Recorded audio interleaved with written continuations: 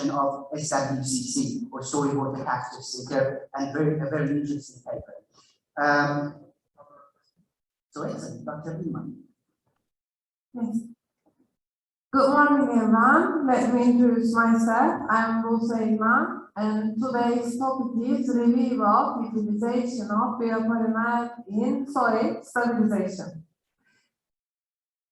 I have divided my presentation into 5 parts. First, I will be looking at introduction, then biopolymer stabilization. After that, I will talk about the review part for discussion, and finally, I will show my references. My presentation, I hope, will take 10 minutes. In this part of my presentation, I would like to talk about the introduction part. First, I will try to give information related to improving the soil. We know that this is very important for us.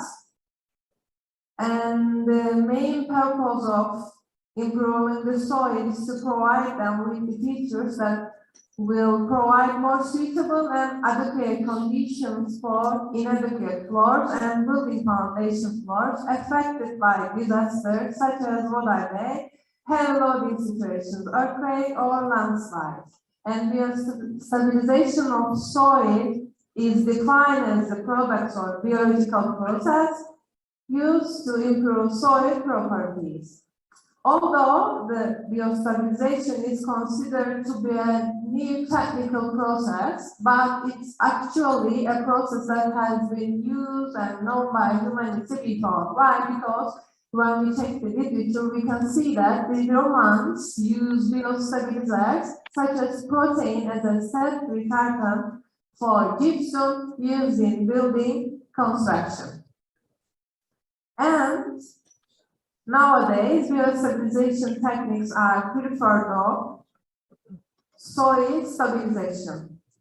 But we know that one of the newest environmentally friendly stabilization techniques that has been actively studied, and usually biopolymers have been used as green alternatives to replace chemical stabilizers to improve the mechanical properties of soil. But we know that cement is often doing the stabilization of soil, and this increases the energy consumption. But however, the biopolymers used for stabilization is a green alternative and provides environmental protection. And if you talk about biostabilization techniques, in this sense, it should be considered a success of rising these climate strategy. And in addition, we talked about, if I read one more time, stabilizers like cement have replaced these biostabilizers for improved strength and durability of soil.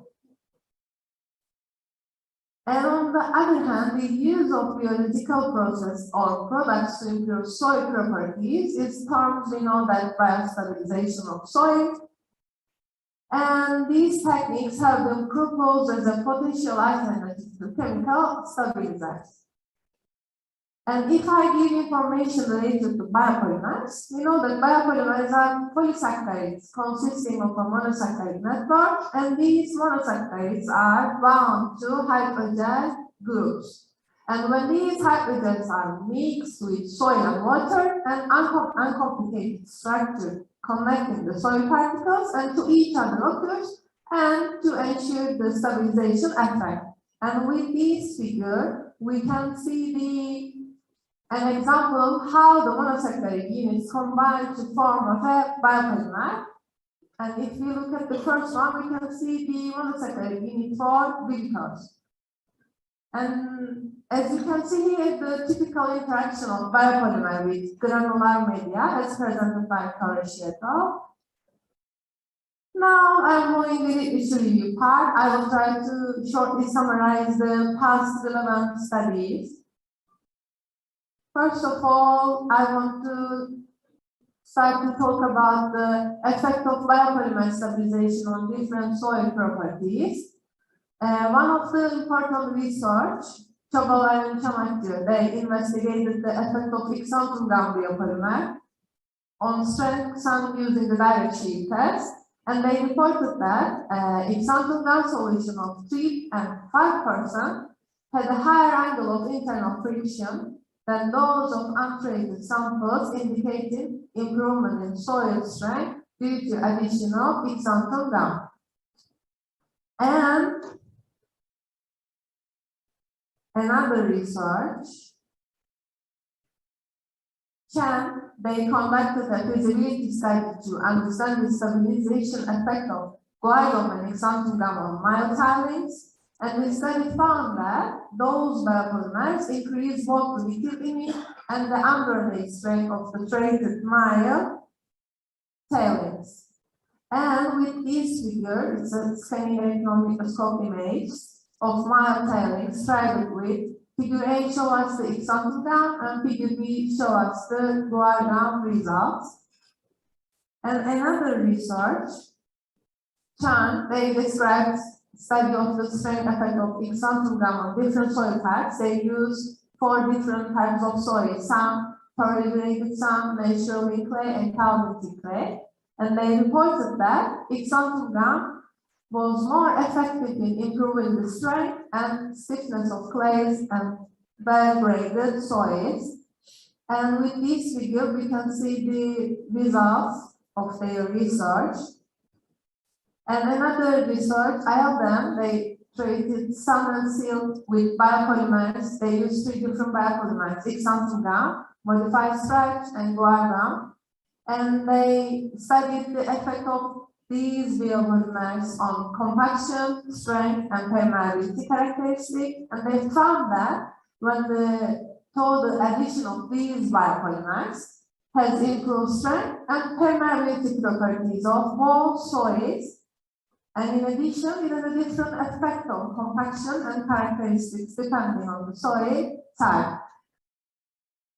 And with this figure, we can see the soils, again, the sand image of example gum treated soils. Figure A shows us the sand, figure B shows us the yellow soil, and final figure C gives us the clay.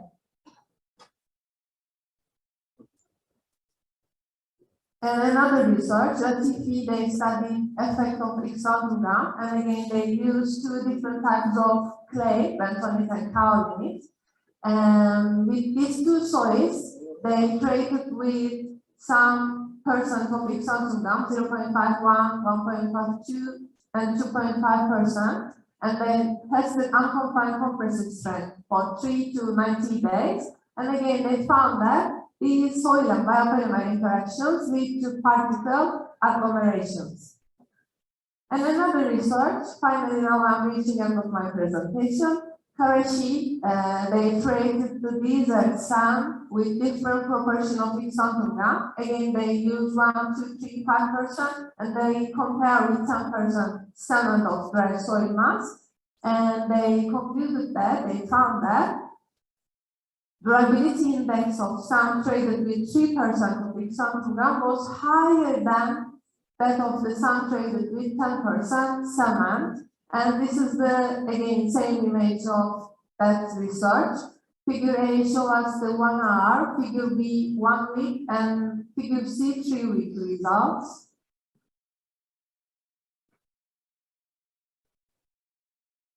Sorry. And last research, they investigate the effect of drying on example gum treated sand, and finally they reported that the oven dry samples show a gradual improvement in strength with dry. And this is the, let me point out that the discussion part. Now I'm approaching the end of my presentation. Biostabilization techniques are widely preferred for, the soil stabilization, and in previous researches I explained that it has been found that the biopolymers contribute significantly to soil stabilization.